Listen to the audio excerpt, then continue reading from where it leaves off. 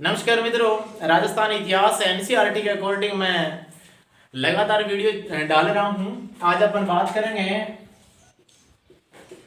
कक्षा 10 NCERT part number 2 और आवश्यक मैंने बढ़ा दिया है। और आज अपन बात करेंगे पार्ट नंबर 2 में हमीरदेव चौहान की।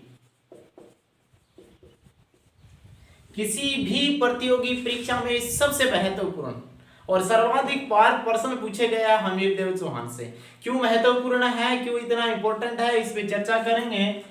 ध्यान रहे, हमीरदेव चौहान का इतिहास पढ़ेंगे और इनका शासनकाल रहा 1282 से लेकर के और 1301 ईस्वी तक। जब हमीर की बात करेंगे तो अपन को याद करना है राजस्थान का एक महत्वपूर्ण दुर्ग है और उसका नाम है रणथंभौर। रणथंभौर दुर्ग है जो सवाई माधोपुर में स्थित है। सवाई माधोपुर में स्थित रणथंभौर दुर्ग है। हमीरदेव चौहान, ध्यान रहे मित्रों, चौहानों की शाखाएं और इन चौहानों की शाखाएं में एक शाखा रणथंभौर में स्थापित हुई। और रणथंभौर के जो चौहान हैं, इन रणथंभौर के चौहानों के संस्थापक की बात करें तो वो थे गोविंद राज। और रणथंभौर चौहानों के अंतिम शासक की बात करें तो अंतिम शासक था हमीरदेव चौहान। हमीर के साथ ही रणथंभौर के चौहान वंश का साम्राज्य समाप्त हो गया। आज अपन बात करेंगे रणथंभौर दुर्ग की इतिहास की। याद रहे, ये मुख्य दुर्ग है रणथंभौर का, रणथंभौर। और इसके पास में एक छोटा किला इसकी रक्षा कुंजी के लिए बनाया गया और जिसका नाम है जाहिन दुर्ग। ये मुख्य किला है और इस किले का रक्षक कह सकते हैं या इस किले की कुंजी कह सकते हैं रणथंभौर किले की कुंजी जाहिन दुर्ग। क्योंकि जब भी शत्रु का आक्रमण होता था मुख्य दुर्ग रणथंभौर पे, तो उससे पहले शत्रु को ये जो छोटा दुर्ग है जाहिन, इसको विजित करना होता था। जब इस किले को जीते उस समय तक रणथंभौर किले की मुख्य किले की सेना है वो तैयार हो जाती थी।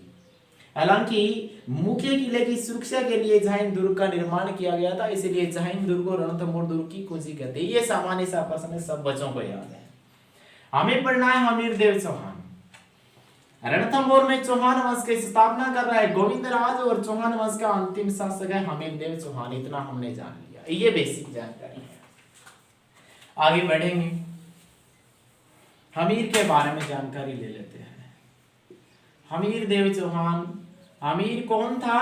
हमीर जेतर सिंह की तीसरी संतान थी। जेतर सिंह की तीसरी संतान है। जेतर सिंह ने क्या किया, एक योग्य पुत्र के रूप में अपने जीवन काल में ही राजा बना दिया। किसको? हमीर को। हमीर राजा बन रहा है 1282 में और 1288 तक अपनी दिग्विजय की नीति का अवलंबन करता है। दिग्विजय की नीति के तहत साम्राज्य की सीमाएं भी बढ़ाता है और इस नीति का अवलंबन करता है। जैसे ही दिग्विजय की नीति अपनाई, जस्ट 1288 में इसने क्या किया, इससे उत्साहित होकर के अपनी शक्ति को बढ़ावा देने के लिए इसने कोटि यजन यज्ञों का आयोजन करवाया। कोटि यजन यज्ञों का निर्माण क्यों करवाया? इस यज्ञों का मतलब ये था कि प्रतिष्ठा प्राप्त करना। अमीर ने इन कोटि यजन यज्ञों द्वारा अपनी प्रतिष्ठा को प्राप्त किया, बढ़ावा दिया और दिग्विजय की नीति के तहत अपने राज्य की साम्राज्य की सीमाओं का विस्तार किया। ये जो काल था अमीर का, ये 1282 से लेकर के 1288 का काल था। अमीर लगातार अपनी शक्तियां बढ़ा रहा था और राजपुतान में अपने शक्तिशाली सम्राट होने की धक जमा चुका था। और इसी समय में इसने क्या किया, नोट लगा करके एक विशेष प्रश्न नोट कीजिएगा। बड़े एग्जामों में ऐसे प्रश्न अक्सर पूछे जाते हैं जो छोटी बड़ी गाइडलाइंस में नहीं मिलेगा। ध्यान रहे, नोट लगा के लिखने वाली बात यह है कि इसी समय में इसने मेवाड़ के समर सिंह को पराजित किया। समर सिंह को पराजित किया। इससे राजपूताने में हमीर की वीरता की चर्चा और भी विस्तार ले चुकी थी, क्योंकि समर सिंह को पराजित किया था। मेवाड़ के समर सिंह को हमीर ने पराजित किया, और समर सिंह को पराजित करने का अर्थ ये था कि मतलब इस समर सिंह ने अलाउद्दीन खिलजी की सेना से कर वसूला था। गुजरात जाते समय इतनी शक्तिशाली शासक की सेना से कर वसूलने वाला शासक कोई सामान्य शासक नहीं था। फिर भी हमीर ने मेवाड़ के समर सिंह की सेना को और समर सिंह को पराजित किया था। ये इतना सब क्यों कर रहा था हमीर देव चौहान? क्योंकि उस समय आसपास के क्षेत्र में हमीर की बढ़ती हुई सेना को रोकने वाला, इनकी सेना बढ़ती हुई शक्ति को विराम देने वाला या चुनौती देने वाला कोई भी शासक मौजूद नहीं था, और हमीर अपने वीरता के बल पे संपूर्ण राजपूताना में धाक जमा चुका था। ऐसी स्थिति में यदि हमीर को कोई रोक सकता था वो था दिल्ली के सुल्तान। और उस समय दिल्ली पे क्या चल रहा था अपन थोड़ा सा दिल्ली के संदर्भ में जान लेते हैं। एक बार पुनः रिवाइज करता हूं मैं। हमीर देव चौहान 1282 में राजा बना और 1301 तक शासन स्थापित करता है। हमीर की बात आएगी तो रणथंभौर दुर्ग की चर्चा करेंगे। रणथंभौर दुर्ग सवाई माधोपुर में स्थित है। मुख्य दुर्ग रणथंभौर की रक्षा के लिए एक रक्षा कवच के रूप में एक कुंजी का निर्माण किया गया, उसका नाम जहीन दुर्ग है। कोई भी विदेशी आक्रमणकारी या शत्रु यदि रणथंभौर को जीतना चाहे तो सबसे पहले जहीन को जीतना होगा, फिर मुख्य दुर्ग पे आक्रमण कर सकता है। ऐसे में क्या किया, हमीर देव चौहान अपनी शक्ति को बढ़ावा दे रहे थे और 1282 में राजा बना और 1288 तक इसने दिग्विजय की नीति का आलंबन करते हुए अपने राज्य की सीमाओं को बढ़ावा दिया। और इसी स्थिति में उसने क्या किया, कोटि यजन यज्ञों को करके अपने सम्मान और प्रतिष्ठा को बढ़ावा दिया।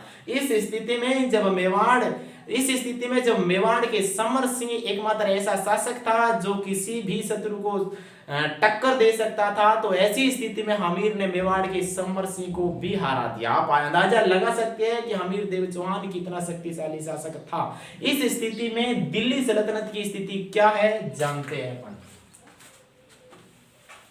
रणथंभौर पे हमीर है और दिल्ली का साम्राज्य यदि देखें तो दिल्ली में क्या चल रहा है इस समय, यह है दिल्ली।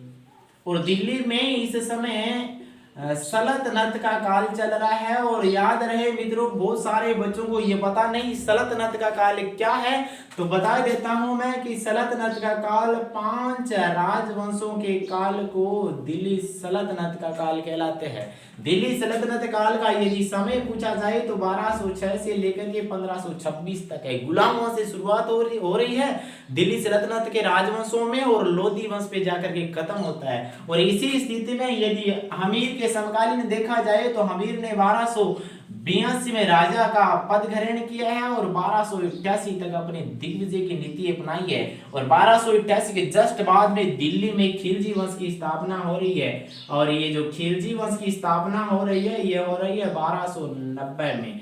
कौन कर रहा है खिलजी वंश की स्थापना, तो मैं शॉर्टली लिख रहा हूँ एके कर रहा है। एके का मतलब अलाउद्दीन खिलजी कर रहा है। अब जब खिलजी वंश की स्थापना होगी तो अलाउद्दीन खिलजी नहीं चाहेगा कि कोई भी शत्रु उनके इर्द गिर्द पड़ोस में ऐसा कोई शत्रु पैदा हो, दुश्मन पैदा हो जो दिल्ली के साम्राज्य को टक्कर दे सके।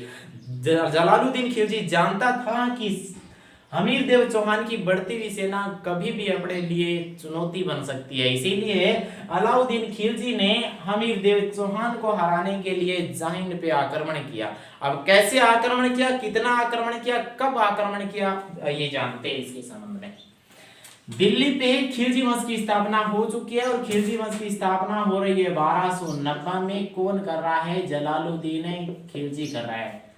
गुलाम वंश के अंतिम शासक शमसुद्दीन क्यूमर्स को हरा करके, मित्रों याद रहे, शमसुद्दीन क्यूमर्स को हरा करके और खिलजी वंश की स्थापना 1290 में कर रहा है। कौन, जलालुद्दीन खिलजी। जलालुद्दीन खिलजी ने क्या किया, जलालुद्दीन खिलजी ने हमीर को हराने के लिए सबसे पहले 1290 में एक आक्रमण किया और यह आक्रमण असफल रहा। पुनः दूसरा आक्रमण कर रहा है 1292 में और कहते हैं कि जलालुद्दीन खिलजी ने जहीन दुर्ग को विजित कर लिया और जहीन दुर्ग को विजित करके मुख्य दुर्ग रणथंभौर पे अपनी घेराबंदी कर दी। लंबा समय हो गया, घेराबंदी की हुई, तो जलालुद्दीन खिलजी ने क्या किया, जलालुद्दीन खिलजी ने सोचा कि अपन रणथंभौर दुर्ग को नहीं जीत पाएंगे, क्योंकि पीछे दिल्ली का साम्राज्य है, वो अकेला नहीं छोड़ सकता था जलालुद्दीन खिलजी, और दिल्ली में भी आकांक्षा थी विद्रोह होने की। ऐसी स्थिति में जब समय बढ़ता जा रहा था और दुर्ग को जीत नहीं पाया, तो जलालुद्दीन खिलजी ने इस घेराबंदी को हटा लिया, और जलालुद्दीन खिलजी ने ये कहते हुए अपने घेरे को उठा लिया कि भी ऐसे सैकड़ों हिंदुस्तानी किलों को मैं मुसलमान के बालवे के समान भी नहीं समझता। ये कमेंट डाल दिया, और ये कमेंट बोलते हुए अपनी सेना को लेकर के दिल्ली लौट गया। क्या याद रखना है, जलालुद्दीन खिलजी ने 1290 में आक्रमण किया, हमीर पे असफल रहा, 1292 में दूसरा आक्रमण किया, असफल रहा, केवल जहीन को जीता, मुख्य दुर्ग के रणथंभौर दुर्ग पे घेराबंदी की। व्यूह रचना इतनी अच्छी थी हमीर की कि अभेद्य दुर्ग के किले तोड़ नहीं पाए, और हताश होकर के यहाँ से ये कहते हुए सेना को उठा लिया कि ऐसे सैकड़ों हिंदुस्तानी किलों को मैं मुसलमान के बाल के समान भी महत्व नहीं देता, और चला गया कहाँ, दिल्ली। अब बहुत सारे विद्यार्थियों का ये बहुत बार प्रश्न मेरे सामने आता है कि क्या जलालुद्दीन खिलजी ने 10 किलो की तुलना की है या 100 किलो की तुलना की है? ध्यान रहे मित्रों, एनसीईआरटी ने इन्हें सैकड़ों किले माना है। एनसीईआरटी ने कहा है कि सैकड़े किले के संबंध में कहा था जलालुद्दीन खिलजी ने कि ऐसे सैकड़ों किलों को मैं हिंदुस्तान मुसलमान के बाल के समान भी महत्व नहीं देता। तो याद रहे, सैकड़ों का मतलब 100 से है, ये बात भी एनसीईआरटी स्वीकार करती है, नहीं कि 10 किलो के संबंध में कह रही है। जैसे ही जलालुद्दीन खिलजी वापस लौटा दिल्ली, तो इसके भतीजे ने 1296 में धोखे से, भतीजा जानते हो, इसका भतीजे का नाम है एके, सोटली नाम बोल रहा हूँ, एके का मतलब अलाउद्दीन खिलजी। अलाउद्दीन खिलजी ने जलालुद्दीन खिलजी की क्या कर दी, हत्या कर दी, और खुद दिल्ली के सम्राट बन गया, और खिलजी वंश का सबसे प्रतापी और शक्तिशाली राजा बना। अलाउद्दीन खिलजी अब दिल्ली पे शासन संचालित कर रहा है, और इधर अपनी सेना, अपनी शक्ति को बढ़ावा कौन दे रहा है, हमीर देव चौहान। क्यों? क्योंकि जलालुद्दीन खिलजी हमीर को जीत नहीं पाया, इससे सेना का मनोबल ऊंचा बढ़ा, और हमीर देव चौहान की शक्ति में भी बढ़ोतरी हुई। अब अलाउद्दीन खिलजी क्या करने वाला है, हमीर पे आक्रमण करेगा, कैसे करेगा, क्या मुख्य कारण है, इसके संदर्भ में देखते हैं। अपन ने क्या पढ़ा, अब से पहले यही पढ़ा कि रणथंभौर दुर्ग पे हमीर देव चौहान है, और हमीर देव चौहान की शक्ति बढ़ रही है, और ऐसे में जलालुद्दीन खिलजी ने असफल प्रयास किया, और उसको फिर दिल्ली में 1296 में मार दिया गया, हत्या कर दी गई। किसके द्वारा? अलाउद्दीन खिलजी के द्वारा। अब एके अलाउद्दीन खिलजी दिल्ली का शासक है। अलाउद्दीन खिलजी एक ऐसा सम्राट जो रणथंभौर पे आक्रमण करेगा। सबसे बड़ा प्रश्न, यदि आरएस लेवल से पूछा जाए और आरएस मेंस में लिखना हो तो क्या लिखना है? पूछा जाता है कि अलाउद्दीन खिलजी ने रणथंभौर दुर्ग पे आक्रमण किया, इसके मुख्य कारण क्या थे? अब मुख्य कारण क्या हो सकते हैं, एनसीईआरटी क्या बता रही है, और इतिहासकारों ने इसके संबंध में क्या बताया, सुनिए। मुख्य कारण ये कि अलाउद्दीन खिलजी एक शक्तिशाली सम्राट है, एक योग्य वीर योद्धा है, तो इनके मुख्य कारण ये हो सकते हैं, फैक्ट के अनुसार लिखा जाए तो ये चाहता है कि जो रणथंभौर दुर्ग है वो सामरिक दृष्टि से महत्वपूर्ण है। पहला कारण ये सामरिक दृष्टि से महत्वपूर्ण है। क्यों? क्योंकि ये एक अभेद्य दुर्ग है जिसको कोई भी जीत नहीं पाता। ऐसी स्थिति में अलाउद्दीन खिलजी चाहेगा कि ऐसा किला मेरे नियंत्रण में हो, तो संभव है कि अलाउद्दीन खिलजी हमीर से रणथंभौर दुर्ग छीनेगा। कारण नंबर 2, यदि एके का दूसरा कारण देखें तो एके का दूसरा कारण ये कि ये नहीं चाहता था कि, क्योंकि एक युवा था, ओजस्वी शक्ति थी, वीर योद्धा था, तो ये नहीं चाहता था कि दिल्ली के पड़ोस में, दिल्ली के निकट कोई ऐसा शत्रु पैदा हो जिनकी शक्ति इतनी बढ़ जाए कि अपने लिए ही वो एक दिन समस्या बन जाए। ऐसी स्थिति में ये नहीं चाहता था कि दिल्ली के पड़ोस में कोई शक्ति बढ़े। और तीसरा सबसे बड़ी बात ये महत्वपूर्ण ये थी कि ये एक महत्वाकांक्षी राजा था, और महत्वाकांक्षी होने के साथ साथ साम्राज्यवादी राजा भी था। महत्वाकांक्षी मतलब ये होता है मित्रों, ध्यान रहे, जो क्षेत्र महत्व अपने महत्व का है, जिससे हमें फायदा हो सकता है, उसको अपन किसी भी शर्त में जीत लेंगे, वो महत्वाकांक्षी है। और सामरिक दृष्टि का मतलब ये होता है अपने साम्राज्य के हित के लिए जो स्थान है वो अपने लिए और अपने राज्य के लिए हित में जो स्थान है उसको अपन जीत लेते हैं किसी भी शर्त पे। ये सामरिक दृष्टि और महत्वाकांक्षा दो अच्छे पॉइंट व्यू से अच्छे बिंदु बन सकती है। और चौथा, एक चाहता था कि अपना जो चाचा है, जिस चाचे की इसने हत्या की थी, कहने का मतलब जेके जलालुद्दीन खिलजी, उनकी पराजय का बदला लेना भी कहीं न कहीं दिमाग में चल रहा था अलाउद्दीन खिलजी में। ऐसी स्थिति में अलाउद्दीन खिलजी हमीर पे आक्रमण करेगा। ध्यान दीजिएगा, इतिहासकारों के अनुसार नहीं, एनसीईआरटी के अनुसार यदि मुख्य फैक्ट लिखने हो मेंस में कि एके ने हमीर पे आक्रमण क्यों किया, इसके पीछे मुख्य कारण क्या था, तो नंबर 1 कि यह सामरिक दृष्टि से सबसे महत्वपूर्ण अभेद्य दुर्ग था रणथंभौर, इसीलिए इस पे आक्रमण करना और अपने नियंत्रण में लेना पहला कर्तव्य समझता था। कौन? अलाउद्दीन खिलजी। और दिल्ली के पड़ोस में होने के कारण कोई भी शत्रु ये नहीं चाहता कि अपने पड़ोस में कोई भी शत्रु है वो अपनी सेना का इतना बढ़ावा कर ले कि वो अपने लिए ही सिर दर्द बन सके एक दिन। तो एके भी ये चाहता था कि अमीर की शक्ति ज्यादा नहीं बढ़े, ऐसी स्थिति में ये रणथंभौर को जीतना चाहता था। तीसरा, महत्वाकांक्षी और साम्राज्यवादी, सबसे अच्छा फैक्ट और इंपॉर्टेंट बिंदु हो सकता है। और चौथा, एके मतलब अलाउद्दीन खिलजी, जेके मतलब जलालुद्दीन खिलजी, जलालुद्दीन खिलजी की पराजय का बदला लेना चाहता था। कौन? एके यानी अलाउद्दीन खिलजी।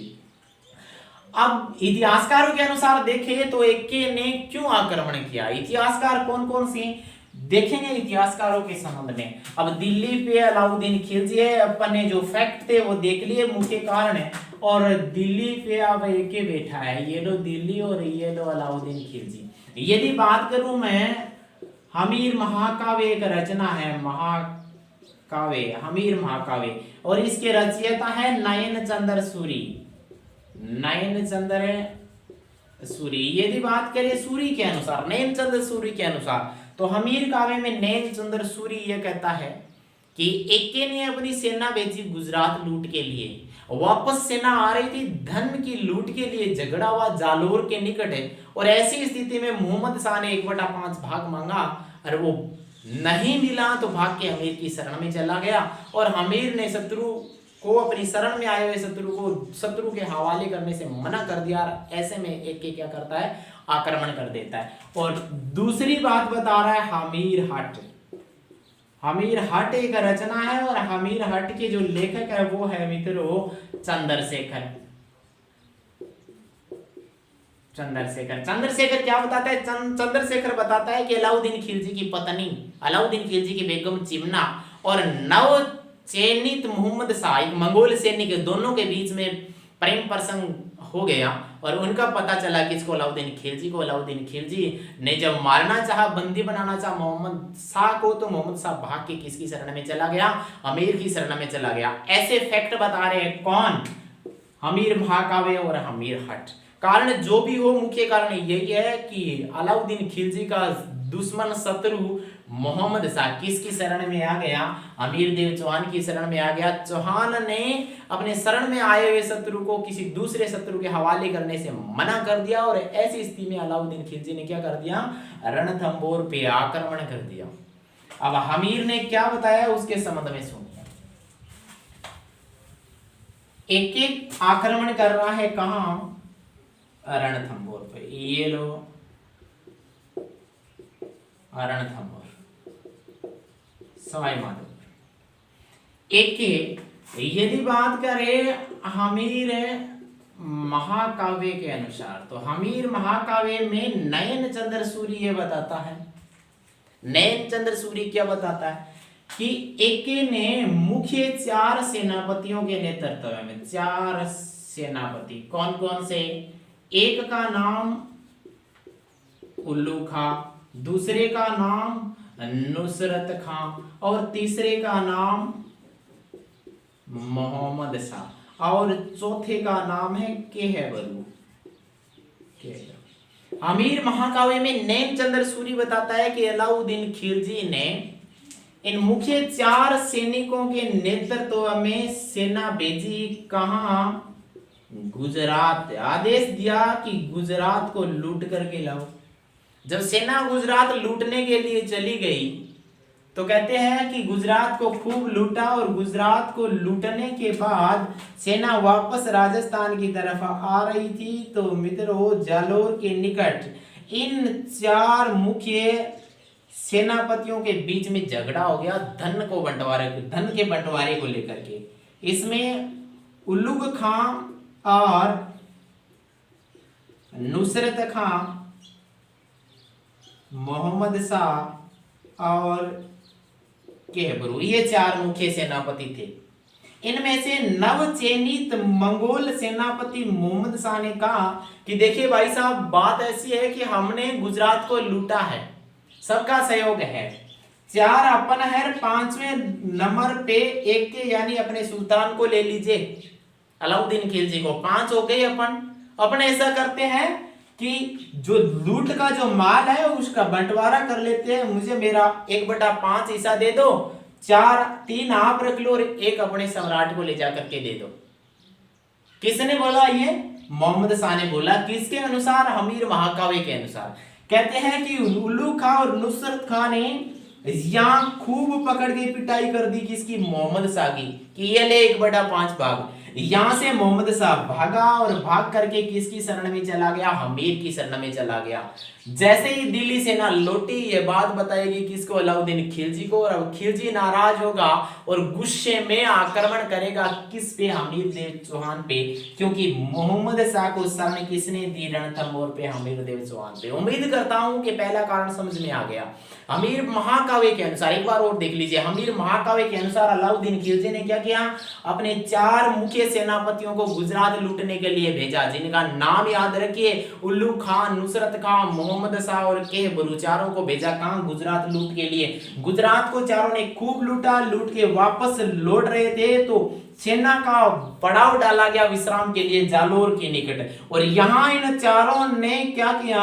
4 में से सबसे चालाक बंधु था मोहम्मद शाह। मोहम्मद शाह ने कहा कि भैया 5 भाग कर लीजिए धन की लूट का, मुझे नहीं जाना सुल्तान के पास, मुझे तो मेरा 1/5 भाग दे दो।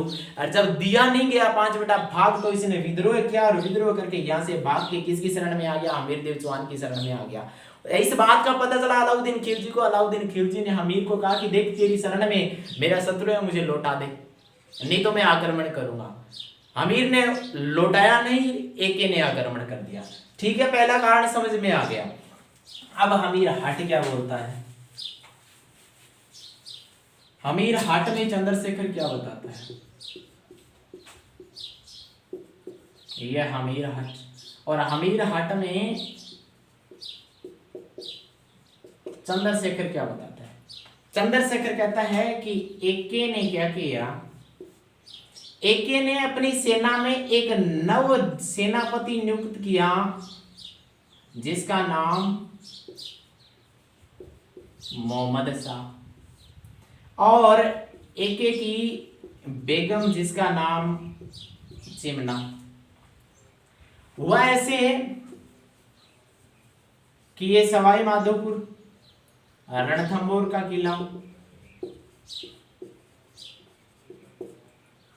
हमीर यहां का शासक है। हमीर हट में चंद्रशेखर कहता है कि अलाउद्दीन खिलजी एक ऐसा शासक था जो अक्सर दूसरों की औरतों पे नजर रखता था। यह बात स्पष्ट लिखता है कौन? हमीर हट। हमीर हट में चंद्रशेखर। जबकि नव नियुक्त मोहम्मद शाह ने क्या किया? इस बात का फायदा उठाया। सीधी बात यही है मित्रों कि मोहम्मद शाह और चिमना दोनों के का प्रेम प्रसंग हो गया। अपनी भाषा में कही तो आप समझ गए होंगे। इस बात का पता चला कि इसको एके को, एके ने क्या किया? इसको बंदी बना करके अपने महल में, जहां सजाएं दी जाती है, आम में खास में लाने का आदेश दिया। और इस स्थिति में चिमना ने कहा कि भाग, अब काम नहीं चलने वाला, भाग जा यहां से। तो चिमना के कहने पे मोहम्मद शाह भागा और किसकी शरण में चला गया? अमीर की शरण में चला गया। ये बात कौन बता रहा है? अमीर हट में चंद्रशेखर बता रहा है। इतना ही नहीं, अमीर हट में चंद्रशेखर बताता है कि शरण ही नहीं, इसके साथ मोहम्मद शाह को जगाना की जागीर भी दे दी थी अमीर ने। जगाना की जागीर याद रहे, NCERT में स्पष्ट लिखा है कि जगाना की जागीर भी दी थी। किसको? मोहम्मद शाह को। किसने? अमीर ने। जो भी कारण हो, मुख्य फैक्ट यह है कि हाँ, अलाउद्दीन खिलजी का शत्रु था मोहम्मद शाह, और मोहम्मद शाह को शरण दे दी थी किसने? अमीर देव चौहान ने। इससे आहत होकर के गुस्से में अलाउद्दीन खिलजी ने आक्रमण किया। कहां? रणथंभौर दुर्ग पे। अब आक्रमण करवाते हैं और देखते हैं कैसे जीतते हैं ये। कारण मैंने बता दिया है। यदि मुख्य कारण पूछे तो वो मुख्य कारण क्या है आपने समझ लिया होगा। अमीर हट के अनुसार क्या है, अमीर महाकाव्य के अनुसार है, और फैक्ट क्या है। चौहान बस ये राजा है और उसका नाम क्या है? अमीर। कहां का राजा है आप सभी ने पढ़ लिया है, रणथंभौर का। ये रणथंभौर का शासक है। और दिल्ली पे कौन? तो दिल्ली पे बता दीजिएगा, एक के अलाउद्दीन खिलजी है। अलाउद्दीन खिलजी क्यों आक्रमण कर रहा है मैंने बता दिया। अब अलाउद्दीन खिलजी आक्रमण करेगा। अलाउद्दीन ने क्या किया? अपने मुख्य सेनापति उल्लुग खां, अलफ खां, नुसरत खां, याद रहे अलफ खां है यहाँ, इन तीनों के नेतृत्व में सेना भेजी। तीन मुख्य सैनिकों के नेतृत्व में सेना भेजी। सेना आई और सेना ने क्या किया? जाहिन को जीत लिया। किसको जीत लिया? जाहिन को जीत लिया, न कि रणथंभौर को। जाहिन को जैसे ही जीता तो एक इतिहासकार है इसामी नामक इतिहासकार है, इसने लिखा है कि उल्लुग खां ने जाहिन को जीता और जाहिन को जीत करके जाहिन का नाम परिवर्तित कर दिया। नाम परिवर्तित क्या कर दिया? जाहिन का नाम रख दिया नौशहर। अच्छा प्रश्न हो सकता है, एनसीईआरटी ने स्पष्ट लिखा है, ध्यान रहे, कभी किसी भी एग्जाम में आ गया तो फिर घूमते रहेंगे अपन ऑप्शन के चारों ओर की। ये भी प्रश्न कहां से आया उठ के, ऐसा भी आ सकता है क्या? पहला आक्रमण एक ने भेजा है उल्लुग खां, अलफ खां और नुसरत का, ध्यान रहे, और कोई नहीं है, तीन सेनापति है। अलफ का साथ में इंपोर्टेंट है, आगे बताऊंगा क्या क्या। तीनों ने आक्रमण किया और जाहिन दुर्ग को जीत लिया, जो रणथंभौर की कुंजी है। और इतिहासकार इसामी बताते हैं कि जैसे ही उल्लुग खां ने जाहिन को जीता, नाम परिवर्तित करके नौशहर रख दिया। क्या रख दिया? नौशहर रख दिया। मुख्य दुर्ग को जीत नहीं पाई सेना। क्यों नहीं जीत पाई? क्योंकि कहते हैं अमीर हट में लिखा है किसने? चंद्रशेखर ने, कि जिस समय तीनों ने आक्रमण किया उस समय अमीर है वो कोटियजन यज्ञ करके और मौन व्रत धारण कर बैठा था। क्या धारण कर रखा था? मौन व्रत। ऐसे में अमीर ने शत्रु सेना से युद्ध करने के लिए अपने मुख्य दो सेनापति भीम सिंह और धर्म सिंह को आदेश दिए। ये सबसे इंपॉर्टेंट है। इधर उल्लुग खां, अलफ खां, नुसरत खां आ रहा है, और अमीर हट के अनुसार, अमीर हट में बताया जाता है कि अमीर ने कोटियजन यज्ञ करने के बाद मौन व्रत धारण किया, और ऐसी स्थिति में उसने भीम सिंह और धर्म सिंह को भेजा था कहां? शत्रु सेना का मुकाबला करने के लिए। अब क्या हुआ? जैसे ही भीम सिंह और धर्म सिंह गए तो शत्रु सेना को पराजय का सामना करना पड़ा। शत्रु दल हार गया, उल्लुग खां की सेना वापस हट गई। जैसे ही उल्लुग खां की सेना वापस हटी तो एक नया मोड़ आया। कैसे?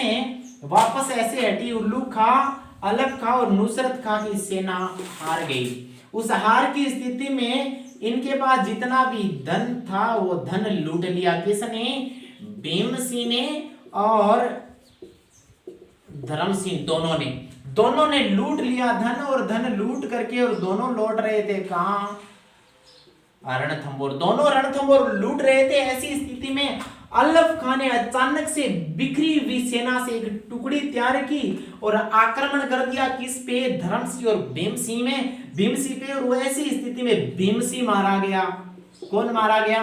भीमसी मारा गया। ध्यान रहे इनके सेनापति उल्लू खां, नुसरत खां है, दोनों में से कोई नहीं मरा है, तीनों जिंदा है अभी तक, लेकिन हार गई सेना।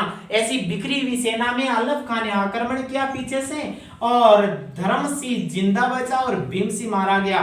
धर्मसिंह जैसे ही हमीर के पास पहुंचा, किसके पास?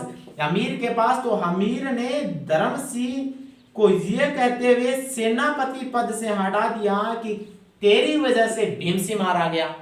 धर्मसिंह को सेनापति के पद से हटा दिया गया और धर्मसिंह के जगह इसकी जगह भोज को नया सेनापति बना दिया। अच्छे से याद कीजिएगा, उल्लू खान, अलफ खान, नुसरत खान तीनों हार गए। बिखरी हुई सेना से धन लूट करके हारी हुई सेना थी। भीमसिंह और धर्मसिंह आ गए कहां? रणथंभौर दुर्ग में। जैसे ही दुर्ग के पास पहुंचे, पीछे से अलफ खान ने बिखरी हुई सेना को इकट्ठा किया, आक्रमण कर दिया। भीमसिंह यहां मारा गया, धर्मसिंह जिंदा बचा। धर्मसिंह जैसे ही हमीर के पास पहुंचा, हमीर ने यह कहते हुए धर्मसिंह को सेनापति पद से हटा दिया कि कहीं ना कहीं तूने धन के लालच में आकर के भीमसिंह को मरवाया है, और नए सेनापति की नियुक्ति कर दी किसकी? भोज की। भोज से सेना की सही व्यवस्था नहीं बनी तो पुनः भोज को हटा दिया और धर्मसिंह को सेनापति बना दिया। अब सेनापति पुनः किसको बनाया? धर्मसिंह को। ध्यान रहे दोनों ही कर्कश पैदा हो गई, दोनों में दोनों शत्रु दुश्मन बन गए। कौन? क्योंकि भीमसिंह को हटा दिया, भीमसिंह यहां से नाराज हो गया, नाराज होके अलाउद्दीन खिलजी की पक्ष में चला गया और धर्मसिंह के मन में ये आया कि पहले भोज को बनाया, हमें हटाया, भोज को बनाया, अब पुनः हमें सेनापति बनाया, तो ये कहीं न कहीं मेरी बेइज्जती है। ऐसी स्थिति में दोनों में कर्कश पैदा हो गई। क्या किया? सुनिए ध्यान से, क्या करता है ये? स्थिति यह पैदा हो गई कि हमीर ने धर्मसिंह को सेनापति पद से हटा दिया और भोज को नया सेनापति बना दिया। भोज से व्यवस्था नहीं बनी तो भोज को भी हटा दिया और पुनः बना दिया सेनापति किसको? धर्मसिंह को। धर्मसिंह भी नाराज, भोज हताश होकर के राज्य से निकल गया और लौट गया कहां? एके के पास। जैसे ही एके के पास पहुंचा तो भोज ने सारे गुप्त रास्ते बता दिए किसको? एके को। ये पहला आक्रमण था।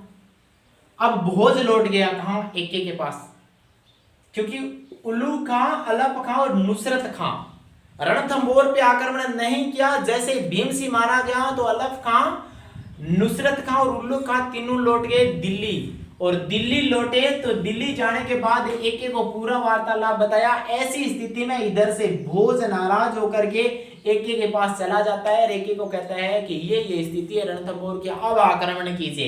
एके ने पुनः आक्रमण का आदेश दिया। जैसे ही पुनः आक्रमण का आदेश दिया तो इस समय सेना का मुख्य नेतृत्व संभाल रहे कौन? उल्लू खां, नुसरत खां।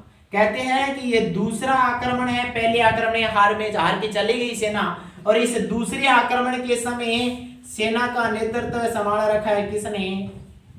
धर्मसिंह ने। कहते हैं मित्रों कि धर्मसिंह ने हिंदुवाड़ घाटी में इस बार भी एके की सेना को हरा दिया। शाही सेना इस बार भी हार गई। पहले आक्रमण में हारी, भीमसिंह मारा गया, धर्मसिंह का सेनापति। उल्लू खां, अलफ खां, नुसरत खां दिल्ली लौट गए।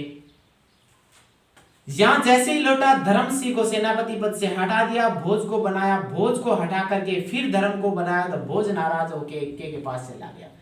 भोज के कहने पे एके ने दूसरा आक्रमण करवाया, दूसरी बार सेना भेजी। इस बार उल्लू खां, नुसरत खां दो मुख्य सेनापति है और कहते हैं कि हमीर की सेना ने फिर हिंदुवाड़ घाटी में एके की सेना को हरा दिया। अब क्या करेगा? हारी हुई सेना पुनः एके के बाद वापस चली गई। अलाउद्दीन खिलजी अभी भी आक्रमण करने के लिए खुद नहीं आए। अब तीसरी बार फिर आदेश देता है। सुनिए क्या होता है तीसरी बार। 2 बार सेना हार चुकी है। यह हमीर और ये अपना रणथंभौर। एके की सेना 2 बार हार चुकी है, तीसरी बार पुनः आदेश देता है। इस बार क्या करता है? इस बार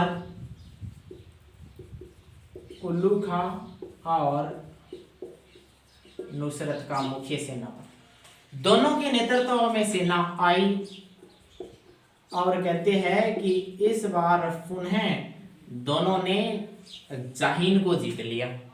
जैसे ही जाहिन को जीता तो घेराबंदी कर दी किस पे, रणथंबोर पे, रणथंबोर दुर्ग पे घेराबंदी कर दी। ये कि कौन सा आक्रमण है, तीसरी बार सेना भेजी है, ध्यान रहे तीसरी बार सेना भेजी है अलाउद्दीन खिलजी ने। अब जाहिन को जीत लिया और इस पे घेराबंदी कर दी। अब उल्लू खां ने सोचा कि इस बार कूटनीति का सहारा लिया जाए, किसका, कूटनीति का सहारा लिया जाए। और उस कूटनीति के सहारे में इसने क्या किया, कहते हैं कि मिलनसी नामक एक व्यक्ति है, मिलनसी नामक है, और इस व्यक्ति के सहारे इसने क्या किया, कूटनीति अपनाई। और कूटनीति का सहारा लेते हुए, कूटनीति क्या थी, कूटनीति ये थी कि इसने एक संदेश भेजा, और संदेश किसके सहारे, मिलनसी के सहारे भेजा। संदेश में ये लिखा था, बात नंबर 1 तो ये है कि जो आपके शरण में मोहम्मद शाह है, बात नंबर 2 आपकी शरण में के है बरू है, के है बरू है 2, प्लस 3 नंबर शर्त ये थी कि हमीर देव चौहान की पुत्री थी देवल दे, जिसको पद्मनी भी कहा जाता है, पद्मला भी कहा जाता है। उल्लू खां ने कूटनीति के सहारा लिया और मिलनसी को भेजा संदेश देकर के कि जा हमीर को कह दे कि दोनों शत्रुओं को भेज दे, कहां, एक के पास, सुल्तान के पास, और तेरी जो पुत्री है देवल दे यानी पद्मला, उसकी शादी भी कर दे, किसके साथ, सुल्तान के साथ। तीनों शर्त मंजूर कर ले, वरना इस बार तो बचने वाला नहीं है।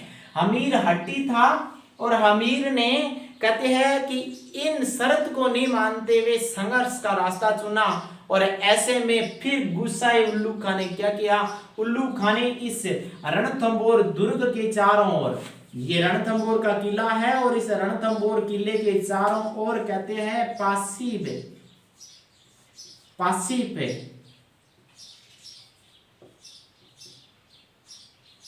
रगरची, पासीफ और रगरची बनवाए।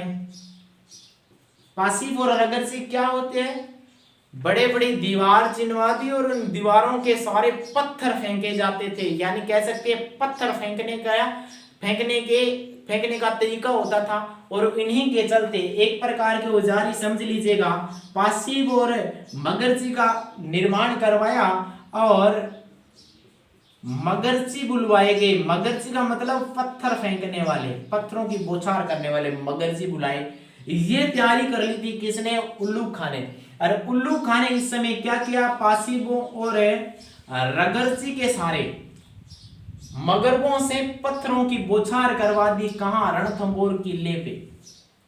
कहते हैं कि प्रत्युत्तर में रणथंबोर किले से भी पत्थरों की बारिश हुई, और रणथंबोर किले में भी पत्थर फेंकने वाले यंत्र थे। इनमें से कौन कौन से यंत्र थे, एक तो बेरव यंत्र था, एक ठिकुलिया यंत्र था, और तीसरा मरकटी। ये रणथंबोर किले के 3 पत्थर फेंकने वाले औजार थे। कौन कौन से, बेरव यंत्र, ढिकुलिया और मरकटी, 3 रणथंबोर किले के पत्थर फेंकने वाले औजार थे। और उल्लू खां ने किले के बाहर पासीब रगरची बनवाए और मगरचियों के सारे पत्थर फेंकवाने का बंदोबस्त किया। ऐसी स्थिति में रणथंबोर किले में कहते हैं कि भैरव यंत्र के सहारे फेंका गया एक पत्थर आकर के लगा किसको, नुसरत खां को, और नुसरत खां यहाँ मारा गया। सेकंड ग्रेड में पूछा गया प्रश्न कि हमीर का, अलाउद्दीन खिलजी का कौन सा सेनापति मारा गया था, तो याद रखे नुसरत खां मारा गया था, नुसरत खां। और जब अलाउद्दीन खिलजी में 2 प्रश्न सबसे खतरनाक, अलाउद्दीन खिलजी ने हमीर पे आक्रमण किया, उस समय अलाउद्दीन खिलजी की सेना का मुख्य सेनापति कौन, तो याद रखे उल्लू खां था। कौन, उल्लू खां। और कौन सा अलाउद्दीन खिलजी का सेनापति मारा गया था, यह प्रश्न पूछ लिया जाए, पूछा गया है सेकंड ग्रेड में पिछली बार, तो इसका उत्तर होगा नुसरत खां। नुसरत खां मारा गया, उल्लू खां मुख्य सेनापति था। और यदि हमीर की तरफ से पूछे तो धर्मसिंह, भीमसिंह 2 सेनापति थे, और इनमें से भीमसिंह मारा गया था और धर्मसिंह जिंदा था। भोज को सेनापति पद से हटा करके राज्य से बाहर निकाल दिया था। किसने? हमीर ने। अब क्या हुआ? जैसे ही नुसरत खां मारा गया, उल्लुक खां यहां से सेना लेकर के भाग गया। सेना जहीन दुर्ग से हटा ली गई। संदेश भेजा गया कहां? अलाउद्दीन खिलजी के पास कि नुसरत खां मारा गया है और आप तुरंत बड़ी सेना लेकर के आ जाइए। अब क्या होता है? तीसरे आक्रमण के समय भी सफलता नहीं मिली अलाउद्दीन खिलजी की सेना को, और अब खुद दिल्ली से आ रहा है कौन? अलाउद्दीन खिलजी। और अपने यहाँ राजा कौन? तो ये है रणथंबोर, और अपन पढ़ रहे हैं किसको? अमीर को। अब अलाउद्दीन खिलजी आ रहा है। अलाउद्दीन खिलजी आया, इसका सेनापति अब मुख्य कौन होगा? उल्लुक खां। एक्के और उल्लुक खां आए और कहते हैं कि यह आए और इन्होंने भी सबसे पहले जाहिन को जीता और घेराबंदी कर दी रणथंबोर पे। लेकिन कूटनीति का सहारा ले रहा है कौन? एक्के। कूटनीति का सहारा कौन ले रहा है? अलाउद्दीन खिलजी ले रहा है। अलाउद्दीन खिलजी कूटनीति का सहारा ले रहा है, और ऐसी स्थिति में क्या कूटनीति अपना रहा है? एक्के ने क्या किया? हमीर के दो सेनापतियों रणमल और रतिपाल को अपनी तरफ मिला लिया। क्यों?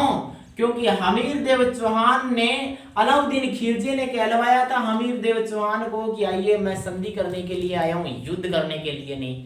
अलाउद्दीन खिलजी ने क्या संदेश भेजा कि मैं इस बार युद्ध करने के लिए नहीं, मेरी सेना पहले भी 3 बार हार चुकी है, मैं इस बार संधि करने के लिए आया हूं। विश्वास हो गया किसको? हमीर को, कि हो सकता है इस बार संधि का प्रस्ताव हो। इसने अपने विश्वसनीय 2 सेनापतियों रणमल और रतिपाल को भेजा किसके पास? एक्के के पास कि जाओ संधि करके आओ। अब जैसे ही संधि करने के लिए दोनों को भेजा तो एक्के ने कहा कि अरे मूर्खो, मैं तुम्हें धन दे दूंगा, ये दुर्ग जीतने के बाद तुम्हें दे दूंगा, तो मेरी तरफ आ जाओ ना। कहते हैं कि इन 2 विश्वासघाती सेनापतियों ने दुर्ग के सारे राज बता दिए, और ये दोनों विश्वासघाती सेनापति किसकी तरफ चले गए? एक्के की तरफ चले गए। अब हमीर देव चौहान को पता लग चुका था कि मेरे साथ विश्वासघात हुआ है, क्योंकि जैसे ही रणमल रतिपाल गए, एक्के की सेना ने अभेद्य दुर्ग रणथंबोर के दुर्ग के जो गुप्त रास्ते से वहां से किले के दरवाजे तोड़ दिए और गेट तोड़ करके किले में प्रवेश कर दिया। जैसे ही एक्के की सेना किले में प्रवेश करी तो क्या आदेश दिया हमीर ने? देखिए, अब एक्के की सेना कहां घुस चुकी है? रणथंबोर में आ चुकी है, और रणथंबोर किले में क्या चल रहा है? देखिए, ये रणथंबोर, और रणथंबोर में क्या चल रहा है? हमीर ने क्या किया? हमीर की पत्नी का नाम रंग देवी था, और हमीर की पुत्री का नाम था पद्मला, जिन्हें देवल देवी कहा जाता है। अमीर ने क्या किया? आदेश दिया रंग देवी को और पद्मला को। रंग देवी और पद्मला ने क्या किया? जोहर की तैयारी कर ली। दोनों ने जोहर कर लिया। कहते हैं कि यह राजस्थान का फर्स्ट जल जोहर था, फर्स्ट जल जोहर। और इस जल जोहर में हमीर, जोधराज बताता है हमीर रासों में, कहते हैं हमीर रासों में जोधराज ये लिखता है कि इस जो रंगा देवी और पद्मला ने जो जोहर किया था फर्स्ट राजस्थान का जल जोहर, इसमें हमीर रासों में जोधराज बताता है कि इस जोहर में जो मोहम्मद शाह है, मोहम्मद शाह, उस मोहम्मद शाह की पत्नी ने भी जोहर किया था। पत्नी चिमना नहीं, पत्नी खुद की पत्नी थी, उसने भी जोहर कर लिया था। और खुद हमीर ने क्या किया? केसरिया बाना पहना, और केसरिया बाना पहनकर ये रण क्षेत्र में कूद पड़ा। और कहते हैं मित्रों कि 11 जुलाई, कहते हैं कि 11 जुलाई 1301 को रणथंबोर पर एक्के का अधिकार हो गया। किसका अधिकार हो गया? एक्के का अधिकार हो गया। अलाउद्दीन खिलजी ने हमीर को जीत लिया, रणथंबोर के किले को जीत लिया। अब जीतने के बाद क्या हुआ? जोहर कर लिया किसने? रंग देवी ने पद्मला ने, यह राजस्थान का पहला जल जोहर है। और हमीर ने क्या कर लिया, कैसे लिया, और ये घटना कब की है, 11 जुलाई 1301 की है। इसके बाद में कौन बचा, इसके बाद में कहते हैं कि मोहम्मद शाह बचा था।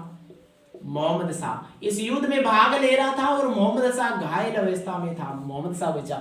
और जैसे मोहम्मद शाह बचा तो इसने अलाउद्दीन खिलजी ने मोहम्मद शाह को पूछा कि बोल तेरे साथ क्या सलूक किया जाए, मार दिया जाए कि छोड़ दिया जाए। तो मोहम्मद शाह ने कहा कि देखिए यदि तुम मुझे जिंदा छोड़ोगे तो मैं 2 काम करूंगा। पहला तो ये है कि मैं सबसे पहले तेरे को मारूंगा। किसको, अलाउद्दीन खिलजी को।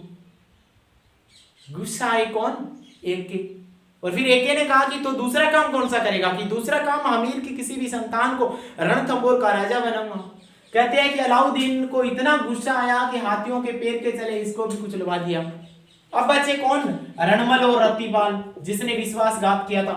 रणमल और रत्तीपाल को यह कहते हुए मौत के घाट उतार दिया एके ने कि तुम तुम्हारे स्वामी के भी नहीं हो सकते, तो मैं तुमसे कौन सी स्वामी भक्ति की उम्मीद और आशा रख सकता हूं। इसी के साथ हमीर देव चौहान का इतिहास समाप्त होता है। मैंने कोशिश की है अच्छे से अच्छे समझाने की। एनसीईआरटी कक्षा 10 और 12 की बुक्स के अनुसार मैंने पढ़ाया है। अरे इसमें सबसे टॉप के जो पर्सन है वो कौन से पढ़ रहे हैं, तो याद रखिए अलाउद्दीन खिलजी के 4 मुख्य सेनापति, उल्लू खां, नुसरत खां, मोहम्मद शाह और केवरू। और इधर हमीर के 2 मुख्य सेनापति, एक का नाम धर्मसिंह, एक का नाम भीमसिंह। सबसे टॉप पर्सन ये बने कि अलाउद्दीन खिलजी के 2 मुख्य सेनापति उल्लू खां ने रणथंभौर अभियान के समय मुख्य सेना का नेतृत्व किया था और नुसरत खां मारा गया था। मोहम्मद शाह नव नियुक्त मंगोल सेनापति था, विद्रोही जो हमीर की शरण में आया। अलाउद्दीन खिलजी ने हमीर से इसको मांगा, हमीर ने दिया नहीं। यही कारण था एके के आक्रमण करने का मुख्य, इतिहासकारों के अनुसार। और यदि हमीर के मुख्य पर्सनों की बात करें तो हमीर की पत्नी का नाम रंग देवी था और पुत्री का नाम पद्मला। जल जोहर किया और ये राजस्थान का पहला और एकमात्र जल जोहर है। 2 मुख्य सेनापति धर्मसिंह, भीमसिंह, जिनमें भीमसिंह मारा गया था, और 2 विश्वासघाती सेनापति याद रखिए, रणमल और रत्तीपाल। इसी के साथ आज की क्लास में यही समाप्त करता हूं। मैंने कोशिश की अच्छे से अच्छा पढ़ाने की। यदि 1-2 बार इस वीडियो को देखोगे तो अच्छे से समझ में आएगा। धन्यवाद।